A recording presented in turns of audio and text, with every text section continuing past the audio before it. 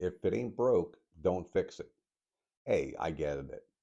But there's a reason why I'm driving a Subaru Outback instead of a Ford Model T.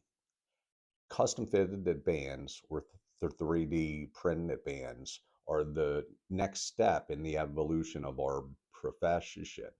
Instead of all-wheel drive and power steering, you have a guaranteed fit, no space for appointment, and a vastly improved patient experience. With the custom made bands, it's just a better way of doing things. We've all been here before.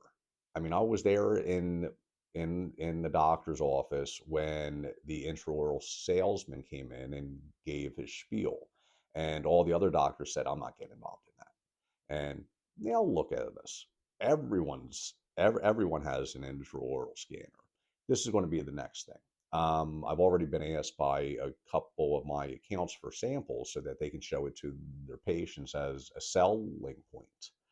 Um, Let me help. Axiom Orthodontic Studios can get you ahead of the curve so that you're not playing catch up later on. Thanks a lot, and check out the extended version for more information because I have to do an extended version. It's just who I am. Have a good one. Aloha.